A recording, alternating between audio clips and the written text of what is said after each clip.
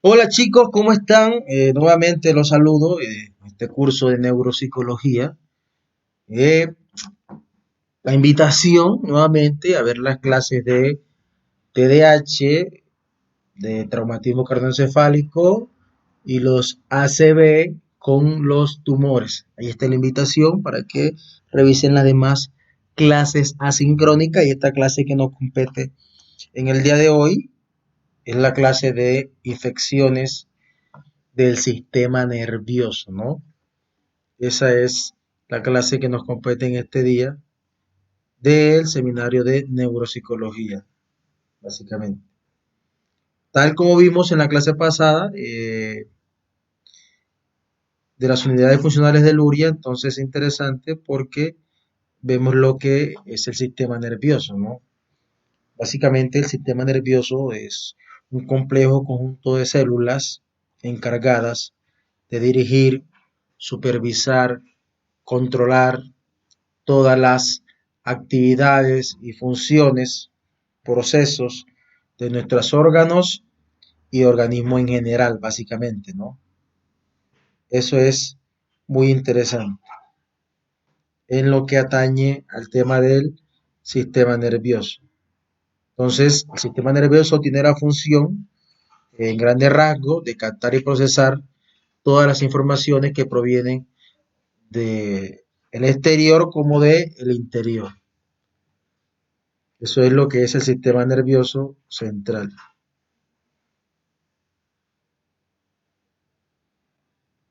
Es interesante entonces comprender hasta este punto que el sistema nervioso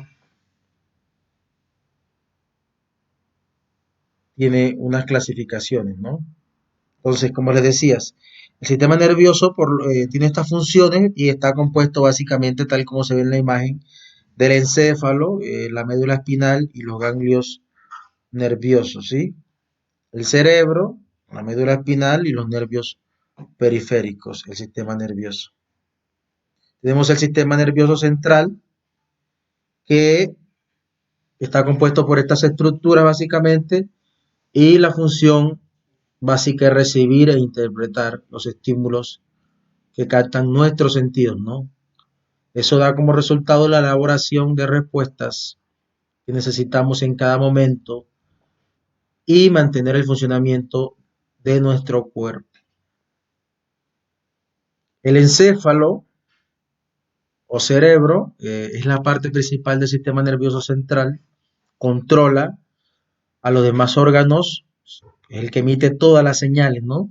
Recuerden en la clase de cuando vimos los fenómenos que pasan con el miembro fantasma, ¿no? Cómo se da la recaptación de información de las neuronas piramidales, ¿sí? Y nos permite el sistema nervioso, básicamente el encéfalo, ¿no? El cerebro, la capacidad de aprender, tener sentimientos, tener memoria, el aprendizaje y todos los procesos como tanto los básicos y los superiores, ¿no? Recordando que los básicos son entonces atención, memoria, percepción y los superiores están relacionados con los procesos de inteligencia, pensamiento, lenguaje y las funciones ejecutivas. El cerebro humano está protegido por el hueso craneano y las meninges, tal como lo hemos expresado en clases, ¿sí? La dura madre, la pia madre y las aracnoides que recubren la parte del cerebro, ¿no? El cerebro tiene grandes estructuras, básicamente se divide en corteza cerebral, el tálamo, el hipotálamo, el bulbo raquídeo, el tallo cerebral, eh, que se compone de esta parte que les mencioné, el bulbo raquídeo, la protuberancia, el mesencéfalo, el cerebelo, que vimos específicamente en la clase de la eh, unidad funcional del URI, ¿no? Eso es muy, muy fundamental y muy importante, el tema del encéfalo humano. El tema que nos atañe en este momento básicamente es las infecciones del sistema nervioso, ¿no? Eso que puede afectar la función de los seres vivos y es interesante. Un paréntesis importante a este momento y que el sistema nervioso se clasifica básicamente eh, en, desde el punto de vista anatómico, el sistema nervioso se divide o se ha dividido, lo han dividido así, en central y periférico, ¿no? El sistema nervioso central corresponde entonces al encéfalo y la médula espinal, mientras que el sistema nervioso periférico comprende el conjunto de nervios que conectan el sistema nervioso central con el resto de los organismos. Entonces, dentro del sistema nervioso periférico también se diferencian unos sistemas nerviosos sensitivos o que también se llaman aferentes, que tienen como función incorporar la información de los receptores y un sistema motor eferente que lleva la información de salida hacia los efectores, tal como lo vimos en el modelo PAS. Y desde el punto de vista funcional, suele distinguirse entre somático y autónomo, ¿no? El somático está básicamente formado por el conjunto de neuronas que hacen posible las acciones voluntarias, mientras que el autónomo, que también se conoce como vegetativo, tiene la función de controlar de forma voluntaria y se incluye aquí el sistema nervioso simpático, el parasimpático y el sistema nervioso entérico, básicamente. Las infecciones entonces del sistema nervioso son muchas las cosas que se pueden decir del sistema nervioso y que lo pueden afectar, pero en este caso específico estamos hablando de las infecciones y el sistema nervioso puede verse afectado por diversos agentes infecciosos que acceden a través de la garganta, la nariz y el oído, también la sangre, eh, como consecuencia también de traumatismos craneoencefálicos y operaciones quirúrgicas, ¿cierto? Donde los síntomas más específicos son el dolor de cabeza, el vértigo, las náuseas, las convulsiones o confusión mental. Este tema de las convulsiones vamos a ver más adelante el fenómeno de la epilepsia, ¿no? Básicamente. Si analizamos un poco las últimas investigaciones que han hecho del COVID-19, se ha dicho que afecta al cerebro produciendo una inflamación o una meningitis, que básicamente el COVID-19 es un virus también, ¿no?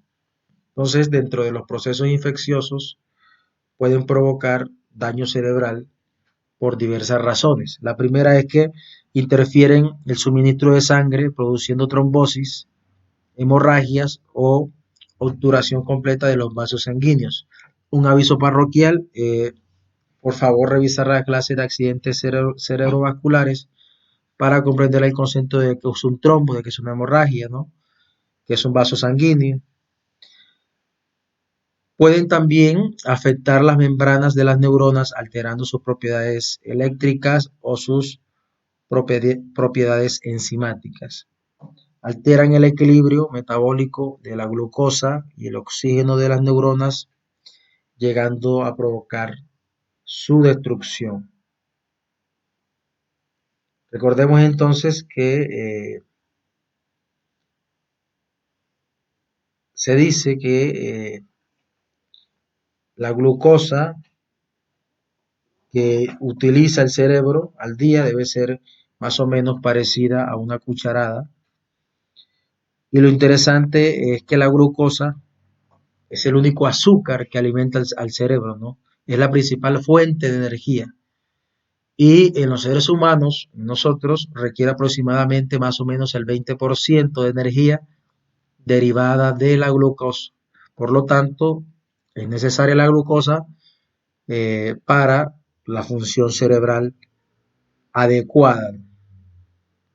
Téngalo en cuenta. Y el oxígeno compuesto de eh, las partículas de hidrógeno, ¿sí? Muy interesante el tema del oxígeno porque el oxígeno es necesario para el funcionamiento normal, ¿no? Entonces, básicamente, el oxígeno no tiene un color porque es incoloro, no tiene un olor, básicamente lo encuentra uno en el aire y en el agua, pero es esencial para la respiración y esencial para la combustión, ¿no?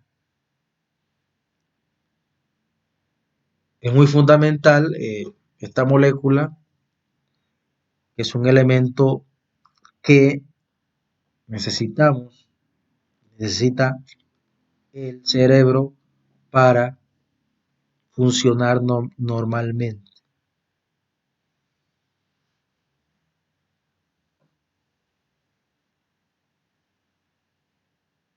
Ya sabemos que si se genera una alteración en el oxígeno, que no llega oxígeno al cerebro, se generan un conjunto de anormalidades, ¿no?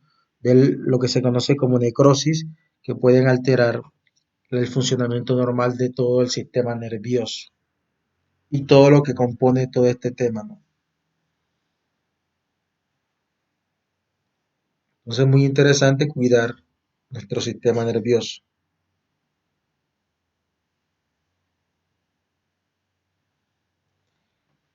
Otra característica es que provocan frecuentemente edema que comprime el cerebro dentro de la caja craneal, lo que produce indirectamente un mayor riesgo de disfunción cerebral. Producen pus las infecciones, ¿no? Como resultado de la infección, lo que perjudica a las neuronas, ya que aumenta la presión intracraneal y se altera la estabilidad de los fluidos extracelulares. Vean qué interesante. Entonces vamos a encontrar dentro de las clasificaciones de infecciones víricas dos tipos, ¿no? Vamos a encontrar una que son los virus neurotrópicos y los virus pantrópicos. Dentro de los virus neurotrópicos encontramos, por ejemplo, la poliomielitis o el de la rabia, que tienen una especial afinidad por las células nerviosas y solo atacan al sistema nervioso.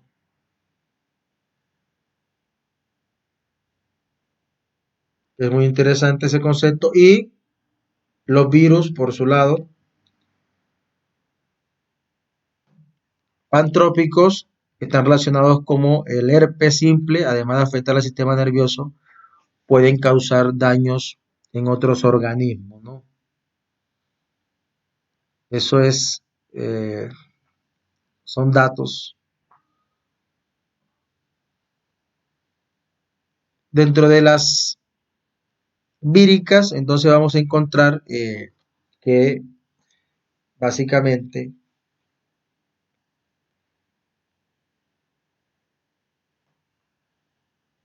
se caracterizan por la afectación neurológica por el VIH, la encefalitis herpética, la meningitis vírica, la encefalitis aguda, el virus de la varicela zoster, la poliomielitis, la panencefalitis esclerosante subaguda, la leucoencefalopatía multifocal progresiva, la paraparesia espástica tropical, la enfermedad de Korsakoff, el curú y la rabia, ¿no? Entonces, esos virus neurotrópicos tienen como dijo ahorita, una gran afinidad por el sistema nervioso y el mecanismo de acción parece ser la replicación viral directa en el tejido cerebral, principalmente visto en el ADN virus como la subsecuente destrucción neuronal y por la formación de inmunocomplejos que condicionan afectación al tejido cerebral, ¿no? Se ha demostrado también que algunos virus neurotrópicos, después de la primoinfección, persisten de forma latente sobre el tejido nervioso, principalmente en los ganglios basales y los ganglios de los pares craneales. pudiendo reactivar el fenómeno que se conoce como inmunosupresión, ¿no? Dentro de esos encontramos el VIH que mencionamos, que es unos efectos desastrosos en el sistema nervioso.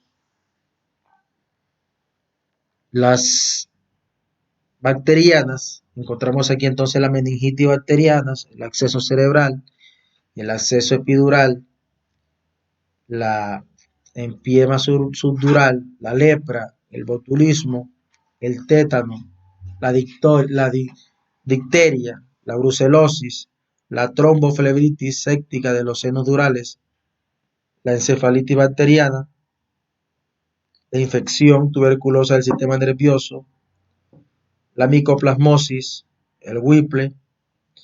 Aquí vamos a tratar de acercarnos, aproximarnos a mencionar muchos de estos, pero no todos. La idea es que todas las personas, todos los estudiantes de neuropsicología profundicen esta información, ¿no? Dentro de las micóticas encontramos la criptococosis, la aspergilosis, la candidiasis, muy famosa, mucormicosis, la histoplasmosis, la coccidiomicosis y la blastomicosis. Dentro de las protozarias y parasitarias encontramos entonces la toxoplasmosis, la malaria cerebral, la tripanosomiasis, la enfermedad de Lyme, la leptospirosis, la neurosífilis, muy famosa también. La toxoplasmosis también es muy famosa, ¿no? Eh, Me detengo aquí en la toxoplasmosis un momento porque muchos de las malformaciones que se generan en el embrión se producen a partir de la toxoplasmosis, ¿no? Que afectan al sistema nervioso. Todas estas son importantes, pero digamos que la neurosífilis y la toxoplasmosis en la clínica he visto que afectan mucho al sistema nervioso, generando malformaciones más que todo, daños en la retina y daños en algunas estructuras donde eh, faltan partes en alguna estructura de algunos órganos, como en la rodilla, falta parte de las rodillas, por ejemplo, y en el sistema nervioso ataca todo el tema ocular y parte del encéfalo como tal, ¿no? Básicamente, esa toxoplasmosis es una enfermedad que resulta de una infección provocada por el parásito de Toxoplasma gondii, ¿no? Entonces, para las personas que les gusta tener mascotas, como los gatos, por ejemplo, son portadores del toxoplasma, ¿no?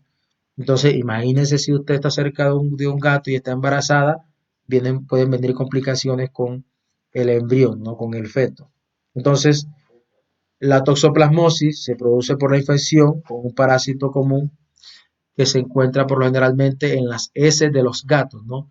Y el agua contaminada. Por eso es importante tener en cuenta que usted consume, ¿no? Y es más delicado a las mujeres que están en embarazo porque tienen un sistema inmunológico débil, básicamente, en la toxoplasmosis. Quien quiera profundizar sobre la toxoplasmosis lo puede hacer porque en realidad es algo que merece atención clínica. Es muy interesante. La afectación, entonces vamos a hablar un poco, acercarnos a la aproximación de cada uno de estos elementos. Vamos a hablar un poco entonces de la afectación neurológica en el VIH, ¿no? En más de la mitad de los casos de infección por virus de la inmunodeficiencia humana se desarrolla patología neurológica y neuropsicológica, siendo la forma más frecuente en que se empieza a manifestar la enfermedad. Es decir, comienzan a aparecer alteraciones neurológicas y neuropsicológicas que pueden mostrar que existe una enfermedad relacionada con el VIH, ¿no? Recordemos entonces que el tema del VIH, este virus se puede transmitir mediante el contacto con la sangre, el semen, los fluidos vaginales infectados, también con algunos instrumentos quirúrgicos, alguna, por ejemplo, una inyección también que no que se haya repetido su uso, también puede ser un tema que puede generar esta enfermedad, básicamente. Entonces, las agujas sin esterilizar son causas de esta afectación neurológica. También se transmiten en algunos casos de embarazo, en su mayoría, en el parto, la lactancia por de madre a hijo, ¿no? Básicamente. Ten en cuenta que a la fecha no existe una cura para todo este tema. Si hablamos ya de el VIH, que no existe una cura estricta, sin embargo, lo que se utiliza es la terapia antirretroviral, que puede disminuir significativamente el avance de la enfermedad para evitar las infecciones y complicaciones secundarias, ¿no? La persona no termina falleciendo, perdiendo la vida por el VIH, sino por cualquier enfermedad, hasta una gripe, porque el sistema inmunológico está debilitado. Estamos hablando de el VIH con más de 60 millones de personas infectadas, una cifra superior a los 15 millones de fallecimientos hasta el momento. ¿Mm? Las implicaciones neuropsicológicas adquieren una particular dimensión por el elevado de número de personas a las que potencialmente puede afectar, ¿no? Entonces, el riesgo de que se presenten complicaciones neurológicas y neuropsicológicas aumentan cuando existe un estadio de inmunosupresión avanzada, en los casos en los que el recuento de linfocitos CD4 es inferior a 200 células por milímetros cúbicos. Téngalo en cuenta, ¿no? Entonces, hay que cuidarse. Esta es una crítica que se le hace en realidad a todos los planes de salud, que no hay muchas propagandas o prevención acerca de la importancia del uso de anticonceptivos y el uso, para este caso, de preservativos, ¿no?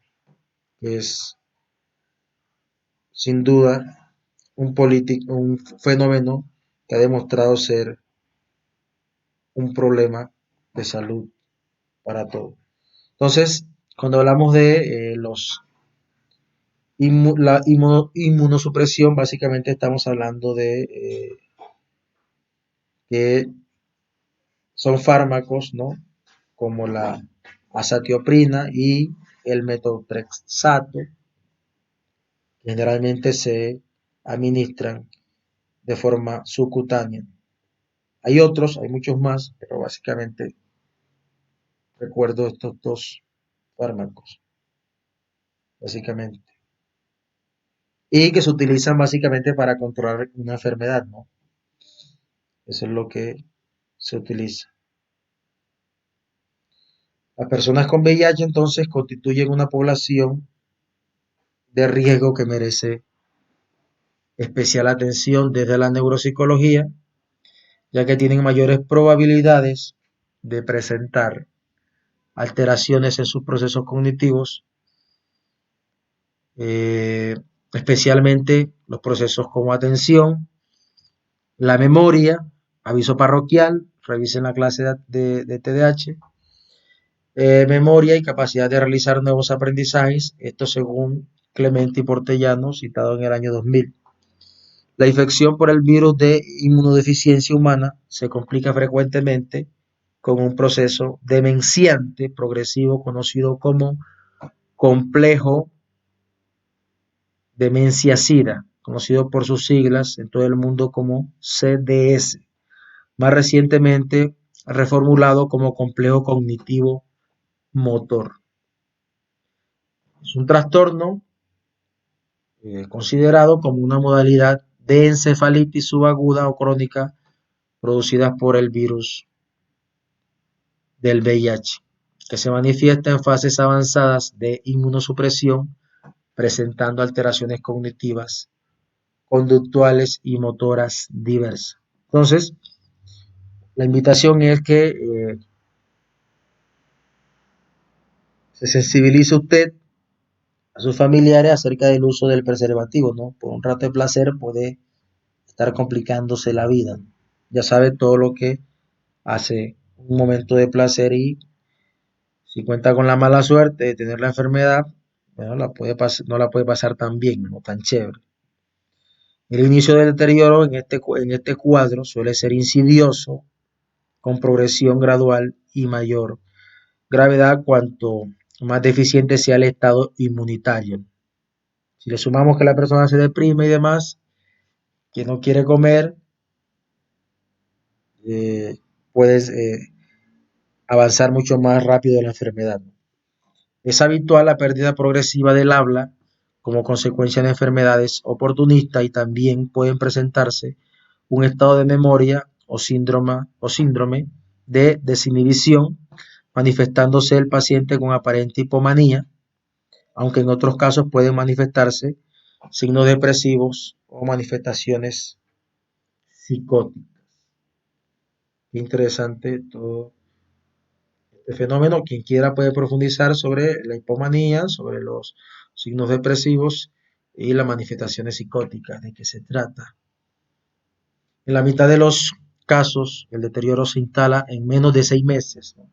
6 meses, súper rápido, provocando un cuadro confusional con manifestaciones de ataxia, espasticidad y convulsiones. A estas alturas le pregunto a usted qué es la ataxia, porque ya usted debe saber qué es la ataxia, ¿no? Que ya lo vimos en, en una de las clases de apraxia, vimos lo que es la ataxia, ¿no?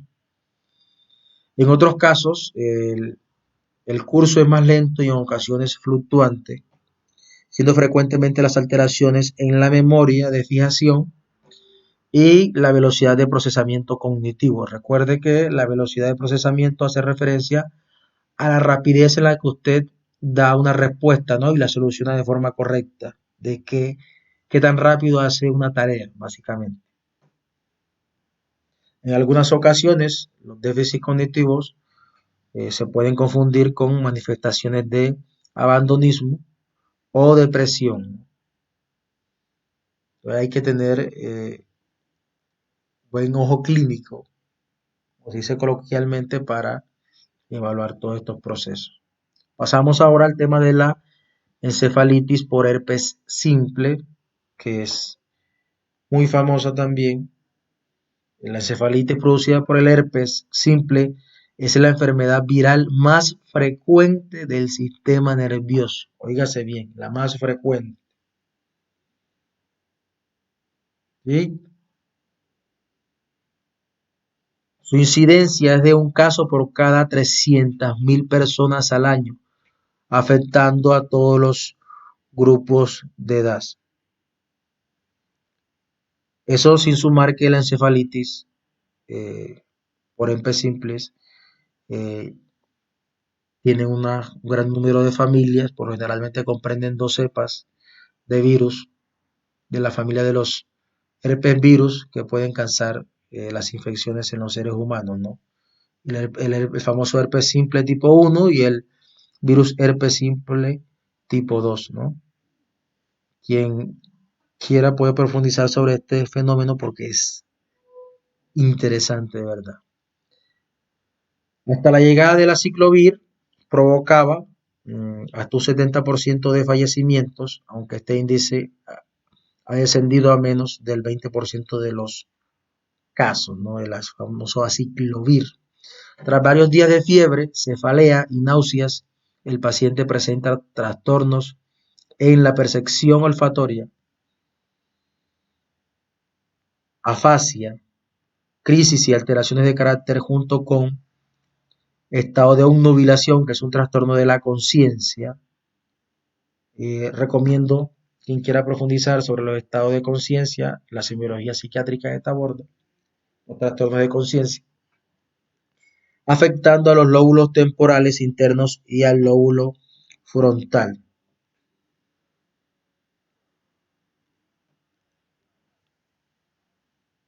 La infección de Kurfeld-Jakob, perdón, eh, también llamada encefalopatía bovina espongiforme, es un tipo de infección del sistema nervioso producida por priones con una incidencia de un caso por cada 1 millón de personas al año, ¿no? Es muy raro, en realidad, eh, no es muy común, pero se produce. Entonces, es un trastorno básicamente cerebral, causa una alteración degenerativa que conduce a la demencia y a la muerte, ¿sí? En la enfermedad de Korsakoff puede aparecer espontáneamente, puede también ser hereditaria, puede también ser transmitida por el contacto con el tejido infectado, por ejemplo, durante un trasplante o al comer carne contaminada, ¿no? Por citar algunos ejemplos.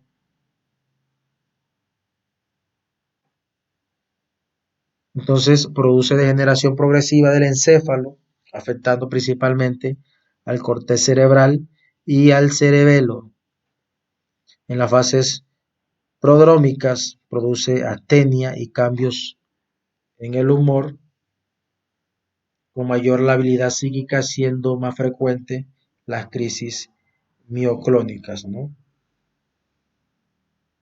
Entonces, cuando hablamos de astenia, estamos refiriendo que hay una especie de debilidad o fatiga general que dificulta o impide que una persona realice tareas que antes podría hacer en condiciones normales, ¿no?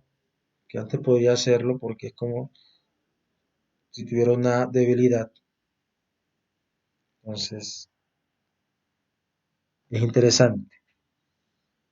Y las crisis mioclónicas, por generalmente, cuando se habla de este concepto, estamos hablando de un tirón, ¿no? De un temblor o un espasmo muscular involuntario y repentino, ¿no?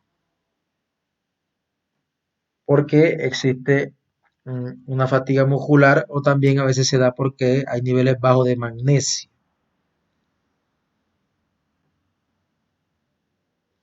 Progresivamente provoca entonces manifestaciones atáxicas, alteraciones perceptivas, agnosias visuales, posteriormente se desarrolla estatus epiléptico, un estado de decorticación con coma profundo. El curso es progresivo con fallecimiento en un periodo inferior al año, o sea que es una enfermedad que se instaura muy rápido y el pronóstico de vida es muy corto, ¿no? 1 año es un periodo muy corto, al menos desde mi lugar lo veo así. El Kuru es una patología vírica con características similares a las de la enfermedad de Creutzfeldt-Jakob, que también se produce por priones como consecuencia de la práctica del canibalismo, ¿no? Produce ataxia cerebelosa, alteraciones oculomotoras, espasticidad progresiva y demencias en las fases terminales. Eh, Se ha informado de un mayor número de casos en ciertas tribus de Nueva Guinea que hasta hace pocas décadas realizaban prácticas de canibalismo ritual. Téngalo en cuenta, ¿no? Entonces, esta es una enfermedad neurodegenerativa infecciosa eh, causada por un prión, que es una partícula formada por una proteína priónica alterada del tejido cerebral. Entonces, se ha demostrado, como en estas tribus, que tienen estas características patológicas del kuru, ¿no? La rabia es una infección viral aguda, frecuentemente fatal, si no ha existido vacunación. Ahí los invito a este momento, entonces, quien no tenga la vacuna contra la rabia, cuando pase el tema del COVID-19, aplicarse la vacuna, téngalo en cuenta, que puede ser transmitida a los seres humanos por animales. Ese fenómeno se llama zoonosis, ¿no? Zoonosis, que es el mismo proceso por el cual se transmitió el virus de la cepa del COVID-19. El fenómeno se llama zoonosis, el paso de una enfermedad de un animal a un ser humano, ¿no? Por generalmente la rabia se pasa por animales infectados por lo generalmente los perros, los zorros, los mapaches, los murciélagos, a través de la mordedura o por exposición de la piel lesionada a la saliva de un animal infectado. El periodo de incubación suele ser de 3 a 7 semanas, estimándose que su incidencia es de 15.000 casos anuales en todo el mundo. El virus causa inflamación cerebral, irritación e hinchazón con presencia de células inmunes adicionales que provoca los síntomas de la enfermedad. Dolor en la zona infectada, fiebre, escalofríos, dolores de cabeza y dolores musculares, inquietud, ansiedad, excitabilidad, espasmos musculares, vómitos y convulsiones. Su evolución suele ser fatal, produciéndose el fallecimiento en el plazo de una semana. Mucho más grave que todas las que hemos visto, ¿no? Su pronóstico es muy grave. Por suerte existe hoy en día la vacuna contra la rabia. Si uno lo analiza bien, el tema de la rabia se comporta muy parecido a lo del COVID-19, ¿no? Si tiene ciertas características, lo que mencionamos. Infecciones bacterianas. Las bacterias son microorganismos, generalmente unicelulares, que no contienen clorofila y se duplican por división simple. Es lo que expresa Portellana en su lectura, ¿no? En el sistema nervioso, la vía de infección bacteriana es el torrente sanguíneo. Es el canal por el cual se transmite muchas infecciones, virus y enfermedades, es por el torrente sanguíneo, ¿no? Por ejemplo, un caso muy famoso del parásito del cerdo, el cisticercosis, que se encuentra en algunas verduras como el repollo, la lechuga, también se encuentra en el cerdo, ¿no? Y entonces usted se come el pedazo de carne sabrosa del cerdo, qué interesante, qué rico está, sin tener la auditoría eh, necesaria. Viene de un lugar poco saludable, poco sanitario, y entonces usted muy felizmente se come de trozo de carne, que es muy rico además. Pero entonces hay que tener en cuenta el riesgo que existe, ¿no? Este parásito de el cerdo, que genera un cisticerco, un foco epileptogénico en el encéfalo, puede ser en cualquier parte, ¿no? Que es una muerte celular y genera enseguida epilepsia. Téngalo en cuenta. Eh, en el sistema nervioso, la vía de infección bacteriana es el torrente sanguíneo. Desde la introducción de los antibióticos, la incidencia de las infecciones bacterianas cerebrales ha ido disminuyendo progresivamente. La meningitis bacteriana es una infección causada por diversas bacterias como el Streptococcus F. pulmonei o la Haemophilus influenza, ¿no? Que afecta al aracnoides y a la pía madre, provocando un aumento en el número de leucocitos en el líquido cefalorraquídeo, ¿no? Recordemos que la aracnoides y la vía madre son capas que recubren al encéfalo, ¿no? Se presenta de 5 a 10 casos por cada 100.000 habitantes con una tasa de mortalidad elevada entre el 10 al 15%. Produce fiebre, cefalea, convulsiones, fotofobia, movimientos oculares dolorosos, rigidez de nuca, vómitos, dolor de cuello, petequias, estupor y coma. Las secuelas neuropsicológicas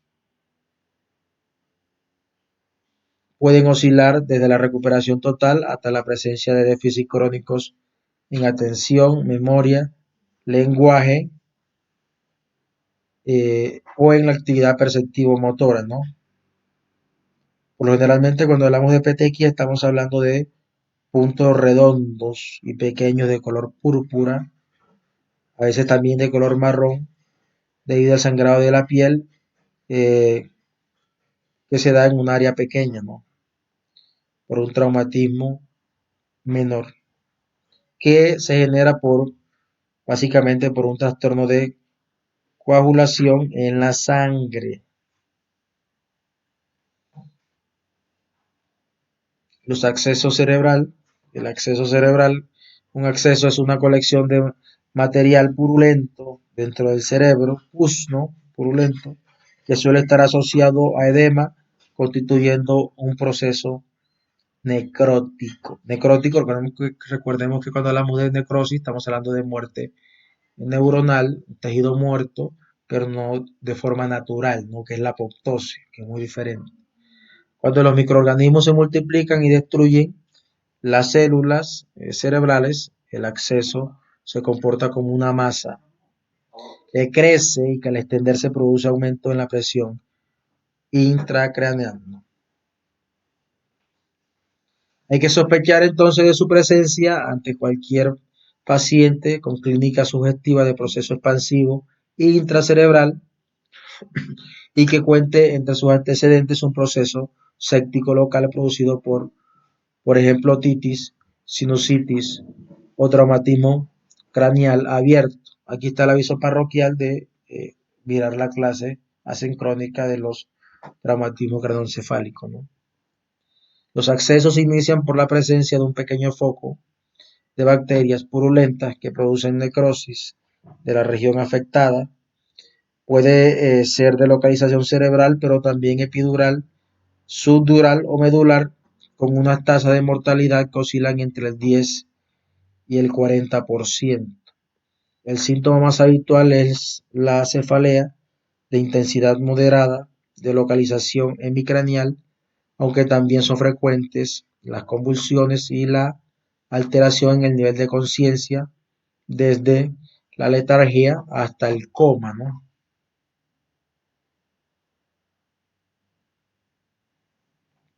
El coma, que es el estado más grave de conciencia, ¿no? No hay respuesta del cerebro hacia los nervios periféricos y el letargo está relacionado más que todo con la fatiga, ¿no? Es, por ejemplo, la falta de sueño, realizar ejercicio, pero en este caso es un estado de cansancio que implica la disminución de la energía, la capacidad mental y la motivación. La lepra, no muy famosa por estos días ya, gracias a Dios, eh, pero es una infección granulomatosa crónica producida por el Mycobacterium leprae que penetra a través de la piel o de las vías aéreas, con especial predilección por las cubiertas mielínicas del sistema nervioso periférico, aunque preserva el sistema nervioso central, ¿no?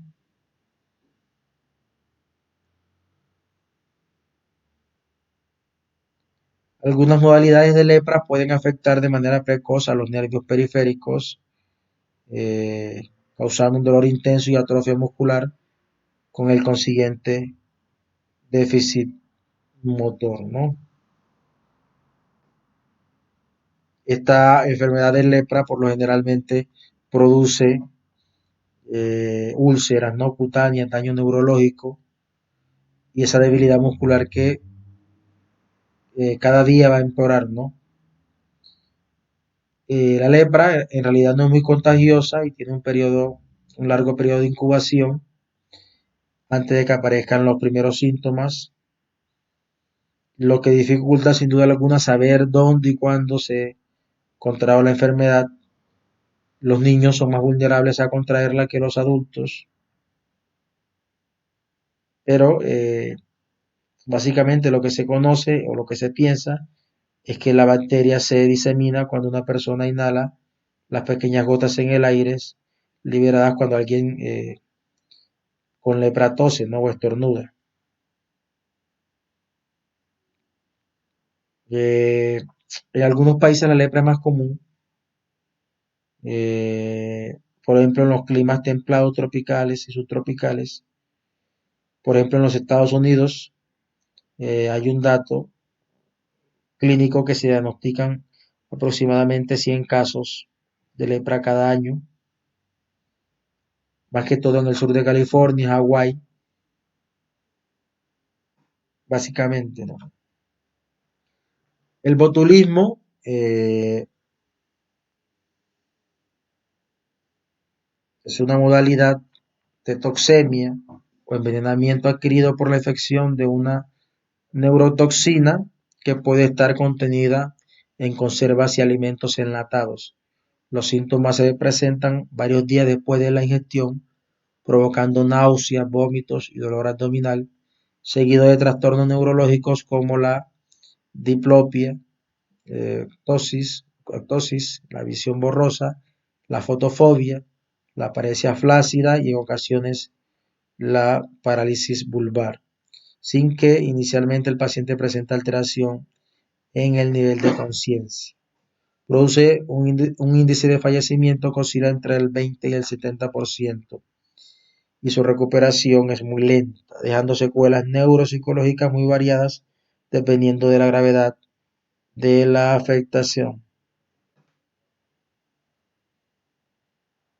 El tétanos es una toxemia aguda debida a la elaboración de una neurotoxina por infección basilar que pueden producirse por objetos mohosos, también por picaduras o vacunas, ¿no?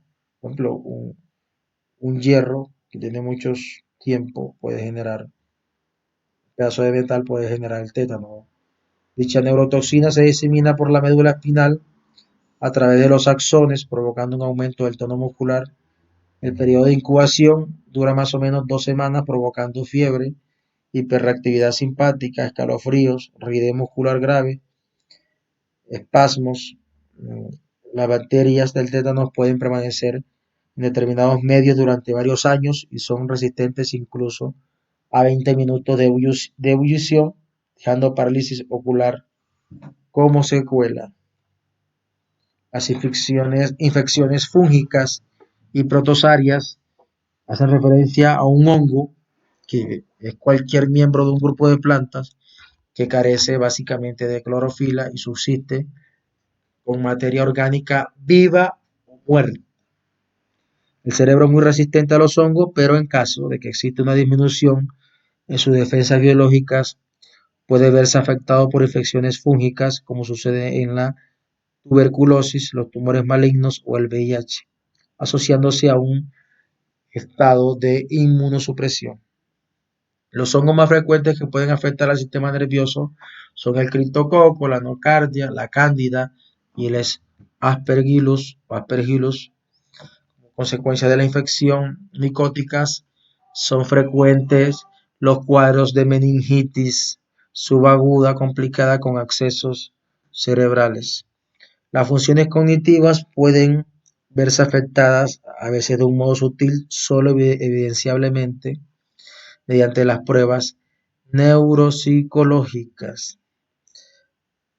Determinados protozoos pueden producir graves afectaciones neurológicas, algunas de ellas ampliamente extendidas en determinadas latitudes o en situaciones de abandono y pobreza.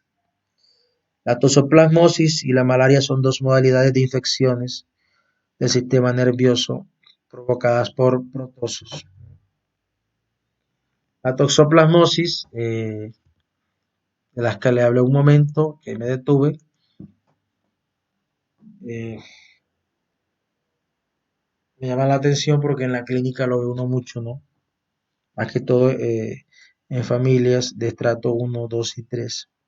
El Toxoplasmosis gondii es un protozo parásito que infecta a las personas que han consumido carne poco cocinada por contacto con ese de gato o por vía transplacentaria.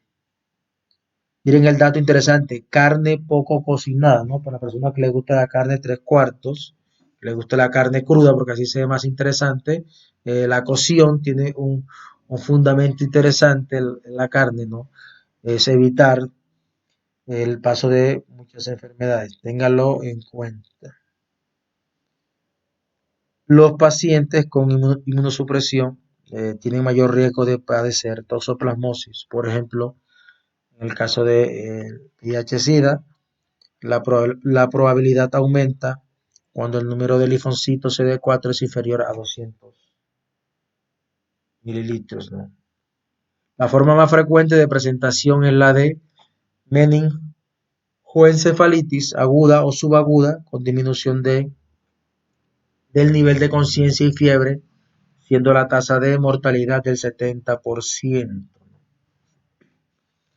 La forma congénita cursa con malformaciones del feto, especialmente si la infección se produce durante el primer tercio del embarazo, ya que se altera el proceso normal de organogénesis del sistema nervioso. Recordemos el tema de ontogenia y filogenia, de el proceso de proliferación, migración, diferenciación neuronal, que se pueden ver afectados aquí, ¿no? La malaria, que se le debe la cura al doctor distinguido colombiano Manuel Elkin Patarroyo, es una grave pandemia, ¿no? Que se presenta en amplias zonas tropicales y subtropicales, especialmente en áreas con desarrollo socioeconómico más bajo, que vivieron, de las que fueron víctimas las personas que fueron contratadas para hacer el famoso canal de Panamá. Quien quiera profundizar, mire la historia del canal de Panamá, cuántas muertes tiene el canal de Panamá por el capricho de unir los polos, ¿no? Afecta a más de 30 millones de personas cada año, de las que fallecen un número superior a 1 millón. Es una infección cuya mayor gravedad se produce por el Plasmodium falciparum, que infecta a las personas a través de la picadura del mosquito Anopeles. Cuando el insecto pica a un enfermo con paludismo e ingiere su sangre, puede inocular la enfermedad a personas sanas mediante la picadura, ¿no? Solamente el 2% de los casos de malaria presentan afectación del sistema nervioso central bajo la forma de meningoencefalitis aguda como consecuencia de la destrucción de los capilares del cerebro, causando degeneración neuronal. Aunque la presentación clínica es bastante variable, al cabo de 2 o 3 semanas suele causar fiebre, malestar, escalofríos, dolores musculares, anemia y también delirios, convulsiones y estupor progresivo que pueden evolucionar hacia un estado de coma. También puede provocar graves alteraciones orgánicas fuera del sistema nervioso, como la ictericia, ¿sí? Insuficiencia renal y hepática, el edema pulmonar y los trastornos de la coagulación, ¿no? La ictericia entonces básicamente es esa coloración amarillenta de la piel o los ojos causado por el exceso de la bilirrubina o una sustancia que se crea cuando los glóbulos se degradan, ¿no? No se sabe en realidad la causa de la ictericia, pero se asocia a ciertas enfermedades, a ciertos síndromes, ¿no? Específicos. Ha sido todo por hoy. Dios me lo bendiga. Un abrazo gigante a todos. Muchas bendiciones.